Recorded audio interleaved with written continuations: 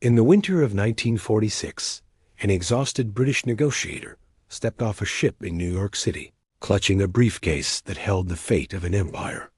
Inside was a secret so humiliating that Parliament would never fully admit it. Britain, the empire on which the sun never set, was bankrupt.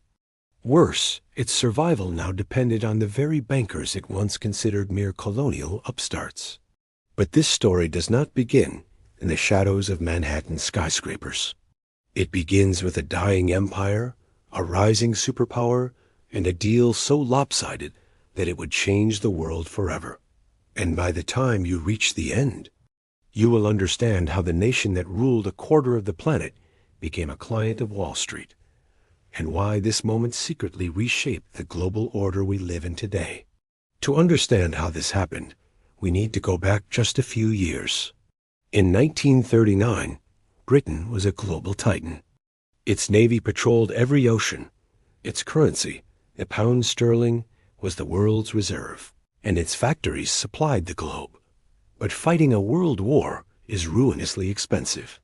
To defeat the Axis powers, Britain liquidated its overseas assets, sold off its gold reserves, and went into staggering debt. By 1945, victory was secured, but the country was financially shattered. Factories were bombed out, cities were in ruins, and the nation owed billions. The winter of 1946-47 was one of the harshest on record, bringing the country to a standstill.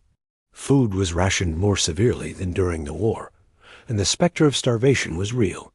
Britain was on the brink of collapse. Enter the United States. While Europe was tearing itself apart, America was transforming into an industrial juggernaut. It emerged from the war not just unscathed, but richer and more powerful than ever. It held 2/3 of the world's gold reserves and produced half of the world's manufactured goods.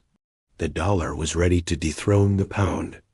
Seeing a power vacuum in a continent vulnerable to Soviet influence, Washington saw an opportunity, not just to help an old ally, but to fundamentally remake the global economic system in its own image. This brings us back to that negotiator in New York, the renowned economist John Maynard Keynes. His mission was desperate: secure a massive loan from the Americans to keep Britain afloat. Keynes believed he was negotiating between equals. He was quickly disabused of that notion. The Americans, led by Treasury official Harry Dexter White, drove a hard bargain. They weren't just offering a loan. They were demanding a revolution. The price for the $3.75 billion loan was the dismantling of the British Empire's economic system. Britain had to end its imperial preference system, which gave favorable trade terms to its colonies and dominions. More importantly, it had to make the pound sterling freely convertible to the US dollar. This meant anyone holding pounds could exchange them for dollars at a fixed rate. The Americans knew exactly what this would do. It was a Trojan horse. The moment convertibility was introduced, everyone holding the weak, untrustworthy pound rushed to exchange it for the strong, stable dollar. The result was a catastrophe for Britain. In just 5 weeks, over $1 billion fled the country's reserves. The British economy hemorrhaged cash. Humiliated, Britain had to suspend convertibility, but the damage was done. The pound's reputation was destroyed, and the US dollar became the undisputed king of global finance. The loan, intended to save Britain, had instead cemented its subordination. The old master was now the apprentice. This wasn't just a financial transaction. It was a transfer of power, conducted not with battleships, but with balance sheets. The British Empire didn't end with a bang, but with a banker's signature in a New York office. So why does this obscure financial agreement from over 75 years ago still matter? Because the world it created is the one we still live in. The dominance of the US dollar, the power of Wall Street, and the global financial architecture managed by institutions like the IMF and World Bank all have their roots in this moment. The Anglo-American loan was the tipping point where the old colonial order gave way to a new one, dominated by American capital. It shows that empires can fall not just on the battlefield, but in the boardroom. The story of Britain's secret bankruptcy is a stark reminder that in the modern world, the true language of power isn't spoken with an aristocratic accent, but with the cold, hard logic of a ledger. It's the hidden history of how our world was truly built. London, 1945. The victory bells had barely stopped ringing when a brutal truth settled over the British. Treasury like a thick fog over the Thames. They had won the war, but lost the wealth that sustained their vast empire. All across Britain, the symbols of its former power lay in ruins. Factories were rubble. Merchant ships, the lifeblood of its trade, rested at the bottom of the Atlantic, sent there by German U-boats. The nation's foreign reserves, once the envy of the world, were drained completely dry. And the colonies, the very heart of imperial finance, were no longer a source of endless wealth. Instead, they were demanding food, protection, and compensation that a bankrupt Britain could no longer provide. The empire was not a cash cow anymore. It was a liability, bleeding the mother country dry. Inside a grand but cold treasury office, a man named Sir Percival Grant sat with his head in his hands. He's a fictional character, but he represents the very real despair felt by countless British officials of that era. Papers were stacked high on his desk, each one a nail in the coffin of the British economy. The numbers were stark, unforgiving. They showed something unthinkable. Britain had less than 3 months of financial life left. He whispered to himself, the words catching in his throat, "Is this how an empire dies? Not with guns, but with debt." Every single day brought a new crisis, a new fire to put out with an empty bucket. Canada, a loyal dominion, was demanding repayment for wartime loans. India, the jewel in the imperial crown, was on the brink of revolt, demanding independence now, not later. And closer to home, food riots were erupting in the streets of Liverpool. People were starving in the victorious nation. The national coffers were empty, but one thing Britain still had in abundance was pride. A stubborn, centuries-old pride that refused to admit defeat. One evening, in a dim, smoke-filled war room, the same room where Churchill had planned military victories, Grant looked around the table at his colleagues. The faces staring back at him were pale, exhausted, and filled with a quiet terror. These were the men tasked with saving the nation, and they were out of options. Finally, Grant broke the suffocating silence. His voice trembled, but his words were clear. "We have only one option left," he said, his gaze meeting each man's eye. "We must ask America for help." The silence that followed felt like a death sentence. Britain? Beg? The British Empire, on which the sun never set, was supposed to kneel before its former colony? The idea was humiliating, a betrayal of everything they stood for. But desperation is a powerful force. It makes even the proudest bend. Within days, a delegation was hastily assembled. It was to be led by the most brilliant economic mind of the 20th century, John Maynard Keynes. Keynes, though frail and exhausted after years of relentless wartime stress, understood the stakes better than anyone. He knew this trip wasn't just about money. It was about survival. Before boarding the ship for Washington, he confided in Grant, his words heavy with the weight of an empire. "If we fail," he said, "the British Empire collapses by spring." The voyage across the Atlantic was agonizing, every wave a reminder of the nation's vulnerability. When the British delegation finally arrived in the United States, any remaining illusions were shattered instantly. The America they found was not the junior partner of 1914, eager to follow Britain's lead. This was a new America. A booming, confident, industrial monster, its cities and factories untouched by the ravages of war. It was richer than any empire in history, and it was ready now, eager to shape the world on its own terms. The British had come expecting a helping hand from an old friend. What they found was a cold, hard negotiation with a new global superpower. The Americans were sympathetic, yes, but they were also businessmen, and they had a price. What followed was a negotiation so emotionally draining, so humiliating, and so consequential that Keynes later said it nearly killed him. For weeks, the British pleaded their case. They described bombed-out cities, the food rationing, the specter of bankruptcy. They reminded the Americans of their shared sacrifice, of the years Britain stood alone against tyranny. The Americans listened patiently, and then they laid their cards on the table. They would give Britain a loan, the largest in history up to that point, but they wanted something in return, something that would fundamentally redefine global power for the next century. They wanted Britain to dismantle its greatest economic weapon, the sterling area. The sterling area was a massive trading bloc, composed of countries from the British Empire. Within this bloc, trade was conducted in pounds sterling, and London was its financial center. It was a closed system that gave Britain a huge economic advantage, effectively shutting out American businesses and the US dollar. To the Americans, the sterling area was the last bastion of the old imperial system they wanted to replace.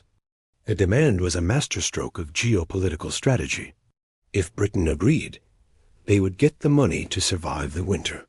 But they would be sacrificing the very system that made London the financial capital of the world. The pound would be made convertible to the dollar, opening the floodgates for American economic dominance. London's financial power would never recover. But if they refused, if they clung to their pride and their sterling area, Britain would go bankrupt within weeks. The government would collapse. The empire would disintegrate. The country would descend into chaos. The trap was set. The choice was brutal: economic sovereignty or national survival. In the gilded halls of Washington, the British delegation felt the walls closing in. Back in London, the Treasury waited, holding its breath. And on Wall Street, the future masters of the universe waited, ready to collect their prize. The British Empire stood at a crossroads, and either path led to a world it would no longer rule. Picture a cold conference room in Washington, D.C., just after World War II. A long, polished table reflects the stern faces of American officials, economists, bankers, strategists.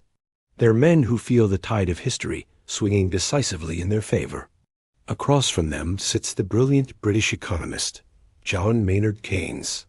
His hands tremble slightly, but his eyes are sharp as ever. He knows the numbers. He knows Britain's profound weakness after 6 years of war. And he knows that the Americans know it too. Britain is on the verge of bankruptcy. It has sold off its foreign assets, spent its gold reserves, and incurred massive debts to fight a war that has left it victorious but financially shattered. The country needs money, desperately, just to keep the lights on and feed its people. They've come to their closest ally, America, for help. But what the Americans offer isn't the gift. It's not the kind of generous aid that would later define the Marshall Plan. It's not an act of simple kindness between allies. It's a loan. A loan with interest, where every dollar is accounted for, and every clause is a finely crafted tool designed for one purpose: to ensure the US dollar replaces the British pound as the world's supreme currency. For centuries, the pound sterling had been the bedrock of global finance. The sterling bloc, a group of countries that pegged their currencies to the pound and held their reserves in London, was the financial engine of the British Empire. Now, the Americans were demanding it be dismantled. At one point in the tense negotiations, a British official, let's call him Grant, stands up, his voice burning with anger and disbelief. "You expect us to dismantle the sterling bloc? That is the very backbone of our empire." An American negotiator leans back in his chair, a calm, almost cold smile playing on his lips. "That," he says, "is exactly the point." In that moment, the room falls silent. Keynes, exhausted and frail, stares up at the ceiling. He understands the brutal underlying truth. America doesn't want to punish Britain. America wants to replace Britain. This isn't about post-war recovery. It's about a hostile takeover of the global economic system. The student is ready to supplant the master. The final terms of the loan agreement are crushing. First, Britain must end imperial preference, the system of favorable trade deals within its empire that gave British goods an advantage. From now on, American companies would compete on equal footing in markets once dominated by Britain. Second, and most critically, the pound sterling must be made freely convertible to the US dollar at a fixed rate. This meant anyone holding pounds anywhere in the world could exchange them for dollars. This was a time bomb. With Britain's economy so weak, a rush to convert pounds into dollars would trigger a catastrophic run on the pound, draining Britain's already depleted reserves. The colonies and dominions, once financially bound to London, would now be free to trade with and borrow from America. Wall Street was poised to inherit the world that the City of London had built. With a shaking hand, Keynes signs the agreement. He had no choice. It was this or national starvation. In the hallway outside the conference room, his colleague Grant quietly weeps. It wasn't just a financial contract they had signed.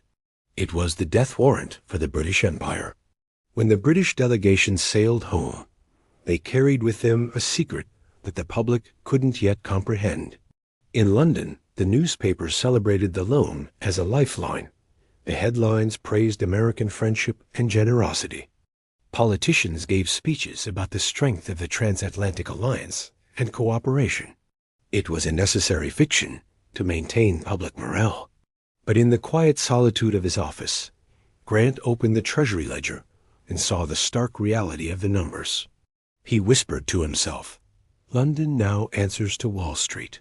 The financial capital of the world had moved from the thin banks of the Thames to the skyscrapers of Manhattan. The consequences came swiftly, just as Keynes had feared. In 1947, when Britain attempted to make the pound convertible as agreed, the result was immediate disaster. A global panic ensued as everyone rushed to dump their pounds for dollars. In just over a month, Britain lost a huge portion of its borrowed reserves. The convertibility had to be suspended, a humiliating admission of weakness. The pound collapsed. This financial collapse had a domino effect across the globe. India, the jewel in the imperial crown, gained its independence that same year. Without the financial glue to hold it all together, the empire began to unravel. African nations followed in the subsequent decades. The sterling area, once a mighty economic bloc, dissolved into history. The empire, starved of money and authority, fell apart piece by piece, not with a bang, but with the quiet scratching of accountants' pens. And across the Atlantic, the US dollar rose, unchallenged, to rule global trade. The Federal Reserve in Washington replaced the Bank of England as the world's economic stabilizer. Wall Street, which had once looked to London for guidance, was now its master. The transition was complete. The American century had truly begun. But here, in this story of quiet collapse and national humiliation, something unexpected and powerful happened. Britain was forced to reinvent itself. Out of the ashes of bankruptcy came a newfound humility. Out of the shame of losing an empire came a wave of internal reform. And out of the collapse of its global power came a stronger democracy at home. The same government that had just signed away its empire used what little money it had to build the National Health Service, providing free health care for all its citizens. It expanded social welfare, invested in public housing, and created a modern identity that was no longer chained to the burdens of a global empire. Britain had to look inward, and in doing so, it found a new purpose. Years later, Grant, now an old man, wrote in his diary, "Perhaps the loss of empire saved us from ourselves." He realized that clinging to that old power had been holding the nation back. So, what can we learn from Britain's fall? Empires don't always die in a blaze of glory or through foreign invasion. Sometimes they simply run out of money. They fall from exhaustion, from economic shifts, and from the quiet pride that precedes a fall. But Britain's bankruptcy teaches us something even deeper. No power is permanent. No empire is invincible. And most importantly, a nation is not defined by its collapse, but by how it rises afterward. London did become Wall Street's client, but in losing its empire, Britain became something new, a modern nation. That transformation, painful, humiliating, but ultimately necessary, is a powerful lesson in history, and one that helped shape the very world we live in today. Thanks for watching. If you found this story interesting, don't forget to like, subscribe, and hit the bell icon to stay updated on our next deep dive into history. See you next time.